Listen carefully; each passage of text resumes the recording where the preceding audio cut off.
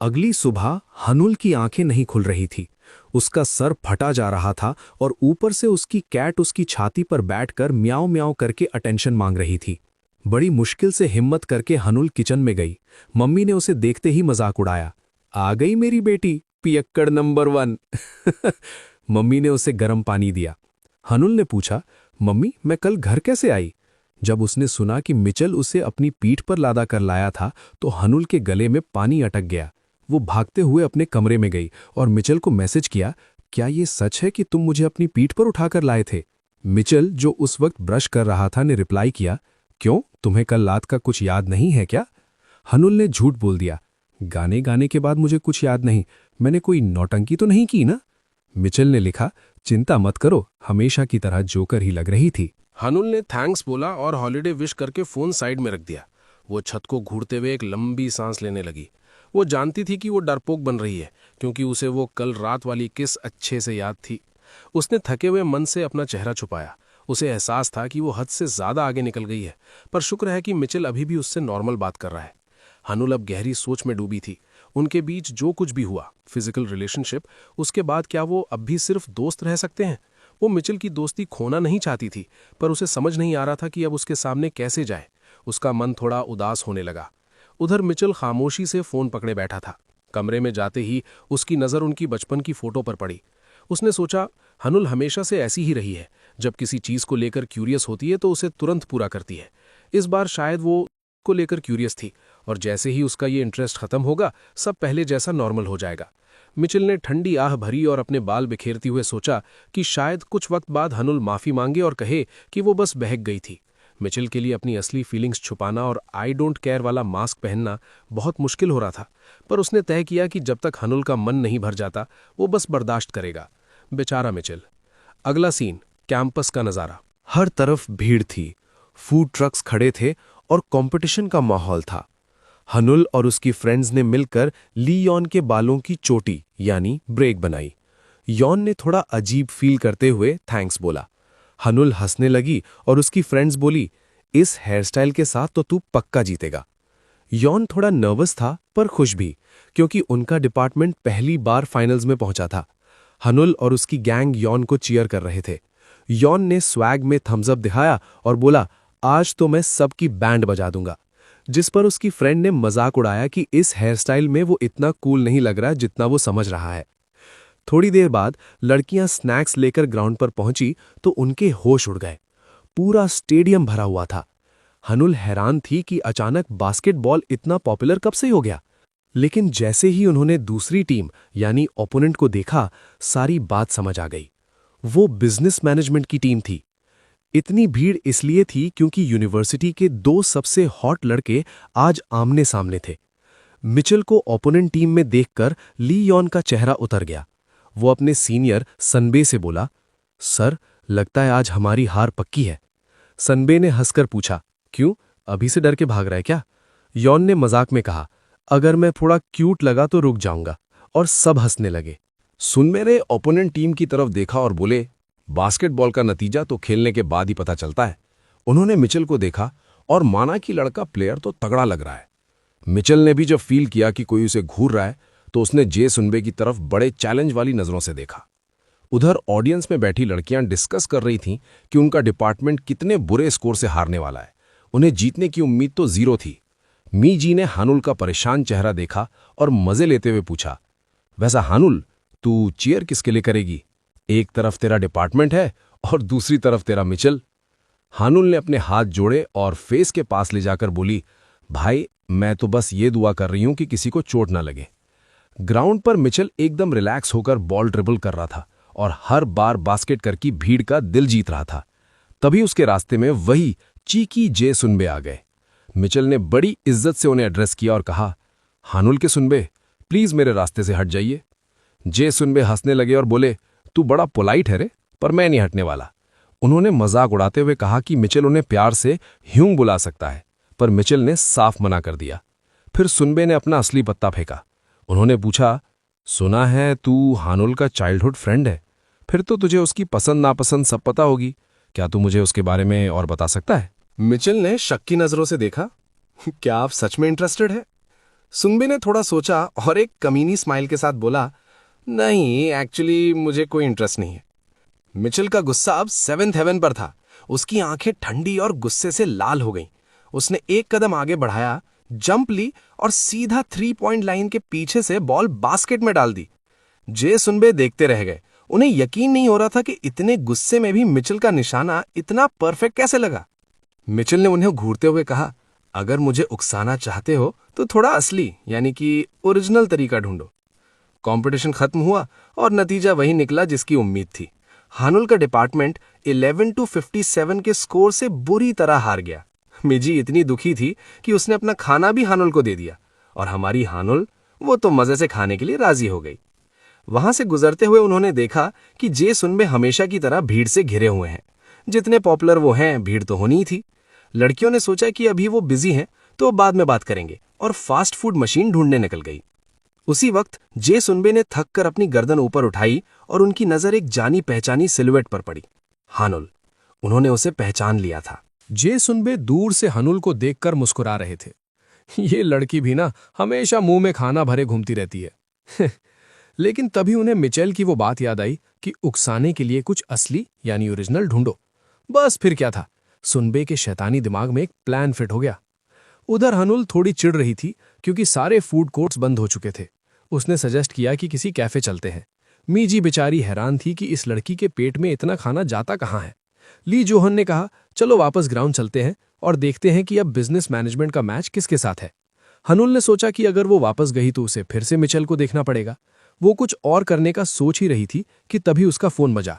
Phone पर हीसू थी और उसकी आवाज बहुत घबराई हुई थी। उसने कहा, हनुल, परेशान मत होना, पर मुझे तुझे कुछ बताना है। और जैसे ही उसने बताया कि मिचेल को पुलिस पकड़ कर ले गई है, हनुल के पैरों तले जमीन निकल गई। हनुल ने बोर्डम खत्म करने का सोचा था, पर इतना बड़ा कांड हो जाएगा ये नहीं सोचा था। वापस फ्लैशबैक में कोर्ट पर चले तो जे सुनबे को किसी ने पुकारा। वहां मिचेल उन्हें गुस्से में घूर रहा था। सुनबे को पता था कि मिचेल को कैसे चढ़ाना है। उन्होंने फिर से वही राग छोड़ा, तू मुझे ह्योंग बुला सकता है। मिचेल ने फिर से गुस्से में मना कर दिया। मिचेल ने शक की नजरों से पूछा, क्या आप सच में हानुल में इंटरेस्टेड हैं?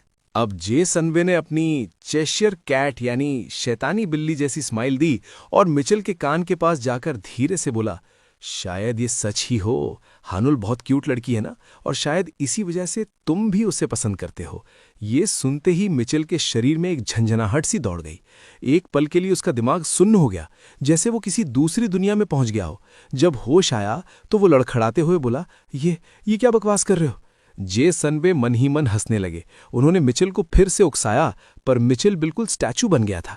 सनबे ने हाथ हिलाकर उसे गुड बाय कहा और मजाक में गुड गेम विश करके निकल गए। मिचेल वहीं खड़ा रह गया, ये सोचकर कि उसकी चोरी पकड़ी गई। उसी वक्त मिचेल के एक टीममेट ने उसे आवाज दी, पर मिचेल का चेहरा देखकर वो बेचारा वहीं जम गया। मिचेल का एक्सप्रेशन इतना खतरनाक था कि दोस्त की बोलती बंद हो गई। उसने थोड़ा हिम्मत करके पूछा, अगला मैच किसके साथ है? दोस्त ने थोड़ा सोच के बताया, भाई अगला मैच फिजिकल एजुकेशन यानी पीई डिपार्टमेंट के साथ है। थोड़ी देर बाद मिचेल और उसकी टीम बैठकर कुछ मीठा खा रहे थे और डिस्कस कर रहे थे कि पीई डिपार्टमेंट के साथ मैच कैसा होगा।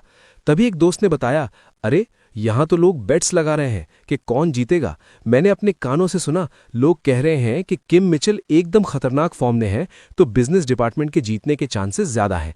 पर भाई पीई वाले भी कोई कच्चे खिलाड़ी नहीं है। मिचेल ने शांति से पानी का सिप लिया और बोला, ये बैटिंग वेटिंग सब फिजूल है, मुझे बस जीतने से मतलब है। लेकिन उसके दोस्त के लिए तो असली मोटिवेशन कुछ और ही था। भाई डिपार्टमेंट प्रेसिडेंट ने कहा है कि अगर हम जीते तो पोक ब्रिस्किट की पार्टी होगी। अब तो हम हार ही नहीं सकते, खाने के लिए कुछ भी करेगा। तभी उन्हें ऊपर से कुछ आवाजें आईं। पीई डिपार्टमेंट के लड़के गुस्से में चिल्लाते हुए कह रहे थे, लोग पागल हो गए हैं क्या? हमारी कंपैरिजन उन बिजनेस डिपार्टमेंट के गधों से कर रहे हैं। मिचेल और उसका दोस्त सीढ़ियों के नीचे ऐसे बैठे थे कि कोई उन्हें देख नहीं सकता था, पर वो सब कुछ साफ साफ सुन रहे थे। ओपोनेंट टीम का एक लड़का बोला, ये सब उस मिचेल की गलती है, सबको लगता है वो बहुत बड़ा प्लेयर है। इस पर उनका एक पहलवान जैसा दोस्त जॉक दहाड़ा, अरे वो मिचेल तो एक नंबर का गुंडा है, पंख है, हमारे सामने वो कुछ भी नहीं है। तभी वहां से एक जानी पहचानी आवाज आई, तू बिल्कुल सही कह रहा है भाई। मिचेल ने जैसे ही वो आवाज सुनी उसके कान खड़े हो गए। उसे लगा कि ये आवाज उसने अभी हाल ही में कहीं सुनी है। वो लड़के मिचेल की बुराई करते जा रहे थे, बड़ा आया लंबे होने वाला, लंबे होने का मतलब ये थोड़ी है कि जो चाहे वो करेगा। वो पहलवान लड़का और चढ़ गया और बोला, अरे ये मिचेल अचानक इतना पॉपुलर कैसे हो गया? क्या लड़कियों की तरह गोरा चिट्टा पेल स्किन होना ही आजकल खूबसूरत माना जाता है? मिचेल और उसके दोस्त नीचे बैठे मुश्किल से अपनी हंसी रोक रहे थे। वो बड़ा लड़का आगे बोला, मिचेल जैसे लड़के हमेशा ग्रुप ब्लाइंड डेट्स पर जाते हैं और सारी सुंदर लड़कियां पटा लेते हैं। हम जैसे रेगुलर लड़कों को तो कोई चांस ही नहीं मिलता। तभी शुनयान हंसा और बोला, अपनी बात कर भाई, मैं तो अभी हाल ही में एक ग्रुप ब्लाइंड डेट पर गया था। ये सुनते ही बाकी सारे लड़के एक्साइटेड हो गए और पूछने लगे, ओए वहां कोई क्यूट लड़की आई थी क्या? तूने किसी को पटाया या नहीं? वो लड़का शुनयान बड़े गर्व से बोल रहा था, भाई वहां बहुत सारी क्यूट लड़कियां थीं और मैंने तो मिचेल की उस बचपन की दोस्त हनुल को भी पटा लिया था। ये सुनते ही मिचेल का खून खौल उठा। उसे याद आया कि ये वही लड़का है जिसने हनुल को प्रपोज किया था। दोस्त ने मिचेल की चुल्ली और बोला, भाई तेरी दोस्त तो लड़कों में बड़ी फेमस है, चाहे तू उसे कितना भी छुपा ले। लेकिन तभी उन घटिया लड़कों ने सारी हदें पार कर दी। वो हनुल के फिगर के बारे में गंदी बातें करने लगे। एक लड़का बदतमीजी से इशारे करके उसके शरीर का मजाक उड़ाने लगा। शुनयान हंसकर बोला, भाई मैंने उसे नंगा तो नहीं देखा, पर इतना कह सकता हूं कि वो काफी हैवी है। भाई इनकी हिम्मत तो देखो। शनयन आगे बोला, मैंने उसे होमवर्क के बहाने अपने घर बुलाया था। वो पगली आ भी गई, पर बाद में भाग गई। मैंने भी पीछा छोड़ दिया। इतनी भी सुंदर नहीं है कि उसके पीछे इतनी मेहनत करूं। मुझे लगा था वो थोड़ी डम है, बेवकूफ है, तो उसके साथ मजा करना आसान होगा। ये सुनना था कि मिचेल के दिमाग की नस फट गई। उसने अपने गुस्से पर से कंट्रोल खो दिया। वो बिना कुछ सोचे समझे सीढ़ियों से ऊपर चढ़ने लगा। उधर शनयन अपनी बकवास जारी रखे हुए था, पर तभी उसके दोस्तों के चेहरे का रंग उड़ गया। उन्हें अपने पीछे एक बहुत बड़ी परछाई दिखी।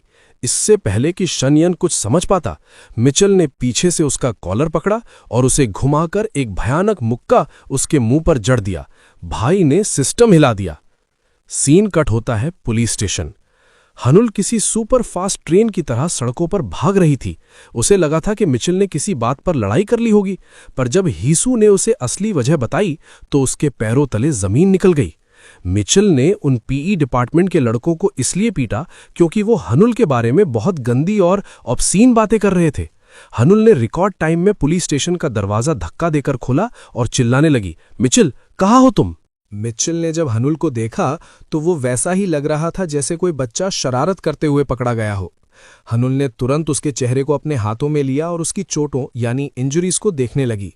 मिचेल दर्द से चिल्लाया, छोड़ो मुझे, दर्द हो रहा है। हनुल रोते हुए चिल्ला रही थी, पागल हो क्या? अगर लड़ाई करनी ही थी तो कम से कम खुद तो नहीं पिटना चाहिए था। देखो क्या हाल बना लिया है अपना। हनुल गुस्से में लाल थी। वो मिचेल को डांटने लगी, तुम्हें लड़ना सीखना चाहिए। बताओ वो कमीना कहाँ है? आज तो मैं उसे नहीं छोड़ूंगी। तभी एक पुलिस वाले ने धीरे से खांसा और साइलेंस के बोर्ड की तरफ इशारा किया। हनुल ने तुरंत माफी मांगी, पर उसकी आंखें उस घटिया लड़के को ढूंढ रही थी। पुलिस वाले ने उंगली से इशारा किया और हनुल ने देखा मिचेल के ठीक पीछे शुनयान बैठा था। भाई उसकी शक्ल देखकर लग रहा था कि मिचेल ने उसे कूटने में कोई कसर नहीं छोड़ी थी। उसका चेहरा मिचेल से कहीं ज्यादा बुरा हाल में था। हनुल ने एक ठंडी आह भरी और समझ गई कि मामला काफी गंभीर है। हनुल ने पुलिस वाले से मक्खन लगाते हुए पूछा, सर क्या हम घर जा सकते हैं? देखिए ना, दोनों ने एक दूसरे को मारा है, तो ये आपसी समझौता यानी म्यूचुअल अग्रीमेंट हो सकता है ना? लेकिन शुनयान चिल्ला उठा, समझौता कभी नहीं। मेरी शक्ल देखो, मैं इंजर्ड पार्टी हूं। मैं इस मिचेल पर केस करूंगा। हनुल ने एक पल के लिए ठंडा एक्सप्रेशन दिया और फिर अचानक घूमकर शुनयान के सर पर एक ऐसा जोर का थप्पड़ जड़ा कि बेचारे की जुबान दांतों तले दब गई। मिचेल बेचारा साइड में दुबक कर बैठ गया। उसे डर था कि कहीं हनुल का हाथ गलती से उसे न पड़ जाए। मिचेल ने अपना सर ढक लिया और मोने करने लगा जब हनुल ने शुनयान की धुवाई शुरू कर दी। हनुल चिल्लाई, मैंने सब सुन लिया है कि तू अपने दोस्तों से मेरे बारे में क्या घटिया बातें कर रहा था। अगर थोड़ी भी शर्म बची है ना तो मत पूछ कि क्यों मार खा रहा है। शुनयान की बोलती बंद हो गई। वो शर्म और डर के मारे हनुल को देख भी नहीं पा रहा था। हनुल ने अपनी मुट्ठी भींची और बोली, तुझे कोर्ट जाना है ना, चल, पर याद रखना अगर तूने केस किया तो मैं तुझ पर सेक्सुअल हैरेसमेंट का काउंटर केस करूंगी। ये सुनते ही शुनयन के होश उड़ गए। उसे समझ आ गया कि वो ये लड़ाई नहीं जीतने वाला। उसने शर्म से अपना सर झुका लिया। हनुल ने उसकी तरफ नफरत से देखा और बोली, तुझे शर्म आनी चाहिए। बाहर तो बड़े चौड़ में मेरे बारे में बकवास कर रहा था और अब मुझसे आंख तक नहीं मिला पा रहा। चलो मिचेल, यहां से निकलते हैं, हनुल ने कहा। पुलिस स्टेशन के बाहर दोनों एक जगह बैठ गए। हनुल गुस्से में बड़बड़ाते हुए मिचेल की चोटों पर पट्टी यानी प्लास्टर्स लगाने लगी। मिचेल चुपचाप दर्द सहता रहा। हनुल उसे डांट रही थी। तुम कब बड़े होगे, कब अपने गुस्से पर कंट्रोल करना सीखोगे? बिल्कुल बच्चे हो तुम। मिचेल ने उसे बीच में रोका और पूछा, हनुल, क्या तुम सच में ठीक हो? उसने तुम्हारे बारे में इतनी गंदी बातें कहीं और हम उसे ऐसे ही छोड़कर जा रहे हैं। मिचेल की आवाज में हनुल के लिए फिक्र साफ दिख रही थी।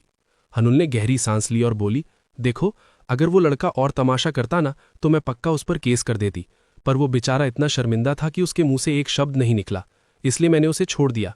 मेरे लिए एक सबक था और मैं खुश हूं कि मेरे और उसके बीच कुछ नहीं हुआ। लेकिन अगले ही पल हनुल का गुस्सा फिर से भड़क गया। वो मिचेल पर चिल्लाने लगी, पर तुम्हें इतना ओवर रिएक्ट करने की क्या जरूरत थी? हर चीज का हल हिंसा नहीं होता मिचेल। तुमने पूरे कैंपस के बीच उसे पीट दिया, ये भी नहीं सोचा कि वो तुम पर केस कर सकता था। मिचेल ने बच्चों की तरह अपने कानों में उंगली डाल ली ताकि उसे हनुल की डांट सुनाई न दे। हनुल थोड़ा उदास हो गई और बोली, ऊपर से लोग, उन्हें पूरी बात तो पता नहीं होगी। अब पूरी यूनिवर्सिटी में हमारे बारे में फिर से नए नए र्यूमर्स, अफवाहें उड़ेंगे। मिचेल ने बड़ी सादगी से कहा, मुझे फर्क नहीं पड़ता कि दुनिया हमारे बारे में क्या बोलती है। हनुल चिढ़ गई, तुम ऐसे कैसे बोल सकते हो? मिचेल ने थोड़ा शर्माते हुए नजरें फेरी और बोला, लोग तो कुछ भी बोलेंगे हनुल, पर मेरे लिए सिर्फ तुम इंपॉर्टेंट हो और तुम्हें सच पता है, बस इतना काफी है। ये सुनते ही जैसे वक्त थम गया।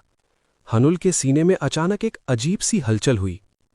कभी कभी ऐसा होता है ना कि आप जिस इंसान को सालों से जानते हो, जिसे आप फैमिली समझते हो, अचानक वो आपको दुनिया का सबसे खास और इररिप्लेसेबल, जिसकी जगह कोई ना ले सके, लगने लगता है। हनुल मिचेल को देख रही थी। उसकी वो मजबूत बाहें, उसका वो हैंडसम चेहरा जिस पर चोटें लगी थी सिर्फ उसकी इज्जत के लिए। उसने सोचा, इतने लोगों में से सिर्फ यही क्यों है जो हमेशा मेरे साथ खड़ा रहता है? मिचेल ने हनुल के कंधे को छुआ और पूछा, क्या हुआ, ऐसे घूर क्यों रही हो? हनुल का चेहरा कान तक लाल हो गया। उसे समझ आ गया था कि उसके साथ क्या हुआ है। उसे अपने बेस्ट फ्रेंड से प्यार हो गया था। उसका पहला प्यार, फर्स्ट लव, उसके सामने खड़ा था। अगली सुबह हानुल आईने के सामने अपने बाल ठीक कर रही थी, पर उसका दिमाग अभी भी कल रात की बातों में अटका था। वो खुद से पूछ रही थी, क्या मैं पागल हो गई हूं या ये सच है? पर जैसे ही उसे मिचेल का वो चेहरा याद आया और उसकी वो बात की, मेरे लिए सिर्फ तुम इंपॉर्टेंट हो, हानुल के दिल में फिर से वही गुदगुदी होने लगी। हानुल शर्म के मारे लाल हो चुकी थी। उसे खुद पर यकीन नहीं हो रहा था। वो वॉशरूम के सिंक को पकड़कर घुटनों के बल बैठ गई और लंबी लंबी सांसें लेने लगी। उसने सोचा, ये कितना अजीब और एम्बैरेसिंग है। मैं मिचेल से प्यार कैसे कर सकती हूँ? वो तो हमेशा मेरे लिए एक परेशान करने वाला छोटा भाई जैसा था, पर अचानक वो मेरे लिए इतना अट्रैक्टिव और सेक्सी कब से हो गया? आखिर में उसने खुद को संभाला और आईने में देखकर एक बड़ा फैसला लिया। अब मुझे किम मिचेल को फंसाना ही पड़ेगा। हानुल खुद को आईने में घूरने लगी। उसे नहीं पता था कि मिचेल उसके बारे में क्या सोचता है, पर एक बात तो साफ थी, क्योंकि वो पहले एक साथ सो चुके थे, तो कम से कम मिचेल उसकी तरफ फिजिकली तो अट्रैक्टेड था ही। वो आईने के सामने गोल गोल घूम कर देखने लगी कि क्या वो वाकई किसी को सिड्यूस कर सकती है या नहीं। उधर बाहर बैठे बैठे मिंजी ने वॉशरूम से रोने और चिल्लाने की आवाजें सुनी। वो घबराकर अंदर गई तो देखा हानुल जमीन पर बैठी दीवार से सर टिकाकर रो रही है। मिंजी को लगा बेचारी गिर गई है और चोट लग गई है। हानुल ने रोते हुए अपनी दोस्त की तरफ देखा और बोली, मिंजी, मुझे तेरी मदद चाहिए। अगली सुबह दोनों दोस्तों ने मॉल में धावा बोल दिया। मिंजी हानुल के लिए नए नए आउटफिट्स चुनने लगी। हानुल हैरान थी कि मिंजी इतने अच्छे कपड़े कैसे सिलेक्ट कर लेती है। मिंजी ने बताया, फैशन मेरा पैशन है। जब तुम किसी चीज को लेकर क्रेजी होते हो ना, तो तुम उसमें बेस्ट बन ही जाते हो। लेकिन मिंजी ने टेढ़ी नजर से पूछा, वैसा हानुल, अचानक शॉपिंग का भूत कैसे सवार हुआ? तू तो पहले कभी इंटरेस्टेड नहीं थी। हानुल की तो फट गई। वो सच नहीं बताना चाहती थी कि वो ये सब मिचेल के लिए कर रही है। उसने नजरें चुराई और बहाना मारा, अरे वो बस थोड़े ऑटम के लिए कपड़े चाहिए थे। मिंजी समझ गई थी कि ये सारा माजरा मिचेल से जुड़ा है, पर उसने ज्यादा सवाल नहीं किए। घर आकर हनुल घंटों तक आईने के सामने तैयार होती रही। उसने अपनी नई स्कर्ट पहनी और डर रही थी कि कहीं ये ज्यादा शॉर्ट तो नहीं। आखिर में उसने अपना फोन उठाया और हिम्मत करके मिचेल को टेक्स्ट किया, लंच साथ करें? हनुल का हाथ फोन पर थरथरा रहा था। वो मैसेज भेज ही नहीं पा रही थी। उसने सोचा, अरे यार, हम रोज तो साथ लंच करते हैं, तो आज इतना डर क्यों लग रहा है? उसका दिल किसी ड्रम की तरह बज रहा था। तभी अचानक फोन बजा। मिचेल नहीं, बल्कि मिचेल की मम्मी का कॉल था। हनुल भागते हुए उनके फ्लैट पर गई और आंटी को देखकर खुश हो गई। हनुल हैरान थी कि आंटी इतनी दूर क्यों आई हैं, जबकि वो लोग खुद वीकेंड पर घर जाने वाले थे।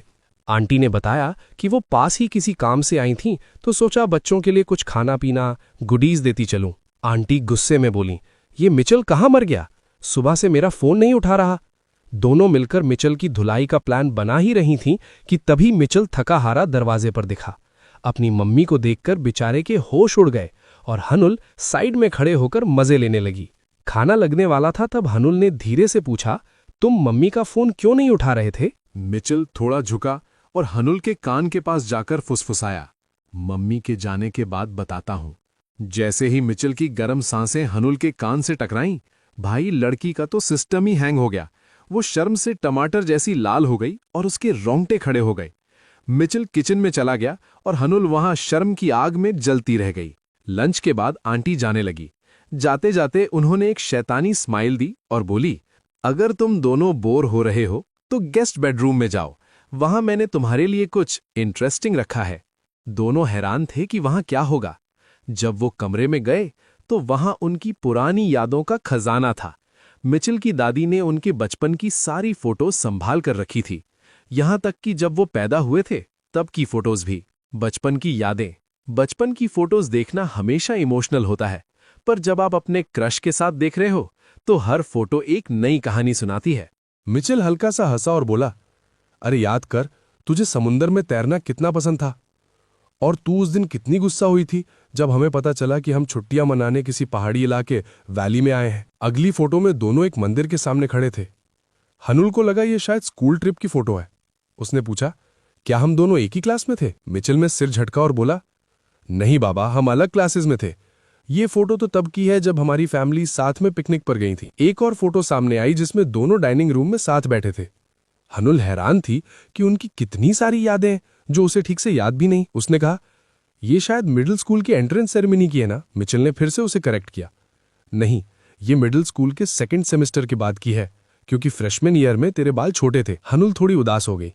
उसे बुरा लग रहा था कि मिचेल को सब कुछ इतने डिटेल में याद है और वो इतनी जल्दी सब भूल गई। उसने पूछा, तुझे ये सब इतना बारीकी से कैसे याद है? तभी अचानक हनुल को एमजी की कई बातें याद आने लगती हैं। उसने रियलाइज किया कि मिचेल हमेशा उसे कितनी गौर से देखता था और उसके लिए कितना केयरिंग था। मिचेल ही वो अकेला शख्स था जो उसे इतने गहराई से जानता था। हनुल ने अपना चेहरा नीचे कर लिया ताकि वो अपनी लाली फ्लश्ड फेस छुपा सके। वो खुद को समझाने की कोशिश कर रही थी, नहीं हनुल, तू गलत सोच रही है। अगर ऐसा कुछ हुआ तो बहुत बड़ी मुश्किल हो जाएगी। उसे यकीन ही नहीं हो रहा था कि मिचेल उसके बारे में वैसा रोमांटिक सोच सकता है। उसे लगा शायद वो पागल हो रही है। तभी उसकी सोचों का सिलसिला टूटा जब उसने अपने गाल पर एक हल्का सा एहसास महसूस किया। मिचेल ने फिक्र में उसके गाल को टच किया और पूछा, क्या हुआ? तबीयत तो ठीक है ना? हनुल ने उसकी तरफ देखा और भाई आज उसे ऐसा लगा जैसे वो मिचेल को पहली बार देख रही हो। वो सोच में पड़ रही कि क्या मिचेल हमेशा से उसे इसी नजरों से देखता था, और अगर हां तो उसने आज तक ये नोटिस क्यों नहीं किया। मिचेल का वो हैंडसम और फिक्रमंद चेहरा देखकर हनुल का दिल पिघल गया। उसे समझ आ गया कि वो पूरी तरह उसके इश्क में खो चुकी है। बिना कुछ सोचे उसने मिचेल की टी शर्ट पकड़ी और उसे अपनी तरफ खींचकर किस कर दिया। मिचेल तो हैरान रह गया। उसका पूरा बदन एक झटके से कांप उठा। हनुल ने सोचा कि पहले तो उन्होंने सिर्फ नशे की हालत में एक दूसरे को किस किया था और उसने कभी मिचेल के एक्सप्रेशंस इतने करीब से नहीं देखे थे, पर अब वो सब महसूस करना चाहती थी। मिचेल का चेहरा शर्म से टमाटर जैसा लाल हो चुका था और उसकी सांसें तेज हो रही थीं। हनुल अपने इमोशंस को समझ नहीं पा रही थी, बस एक जुनून सा था। वो मिचेल की गोद यानी लैप में बैठ गई और ये मोमेंट और भी ज्यादा इंटेंस हो गया। दोनों एक दूसरे में खो गए थे। मिचेल के दिमाग में सवाल चल रहा था कि अचानक ये सब कैसे? हनुल ने अचानक उसे किस क्यों किया? कुछ देर बाद मिचेल ने थोड़ा पीछे हटने की कोशिश की, लेकिन हनुल रुकने के मूड में नहीं थी। मिचेल ने हाँफते हुए कहा, रुक जाओ, मुझे थोड़ा सांस लेने दो। मिचेल अंदर से तो चाहता था कि ये सब चलता रहे, पर वो हनुल से कन्फर्म करना चाहता था। उसने सीधा हनुल की आंखों में देखा। उसकी पीठ से पसीना छूट रहा था। वो डर रहा था कि कहीं हनुल का जवाब उसे दुखी ना कर दे। उसने पूछा कि क्या वो सच में ये सब आगे बढ़ाना चाहती है। हनुल ने बड़े उत्साह से जवाब दिया, हाँ, अगर तुम्हें कोई एतराज नहीं है तो। पर तुरंत ही उसने खुद को दिमाग में डांटा कि हनुल, इतनी खुशी मत दिखा, थोड़ा कंट्रोल कर। मिचेल ने गहरी सांस ली और अपना चेहरा हाथ से छुपा लिया, जैसे अपने जज्बातों को काबू कर रहा हो। उसने फिर पूछा, क्या तुम ये सब सिर्फ क्यूरोसिटी, मतलब सिर्फ देखने के लिए कर रही हो कि कैसा लगता है? हनुल थोड़ा हिचकिचाई, क्योंकि शुरुआत में तो ऐसा ही था, लेकिन अब सब बदल चुका था। पर वो ये बात मानने की हिम्मत नहीं जुटा पा रही थी। उसने कह दिया, हाँ, तुम सही कह रहे हो। मिचेल का चेहरा थोड़ा उतर गया, जैसे वो कुछ और सुनने की उम्मीद कर रहा हो। उसने धीरे से कहा, मुझे लगा ही था। बेचारा मिचेल अंदर से टूट रहा था, पर हनुल को इसका अंदाजा नहीं था। मिचेल ने उसका हाथ थामा और बड़े प्यार से सहलाते हुए बोला, बस मुझसे एक वादा करो, इस सब के बाद तुम मुझसे दूर नहीं जाओगे और हमारे बीच कुछ अजीब यानी ऑकवर्ड नहीं होगा। उसे डर था कि कहीं हनुल फिर से उससे दूरी ना बना ले। हनुल ने खुशी खुशी हां कर दी।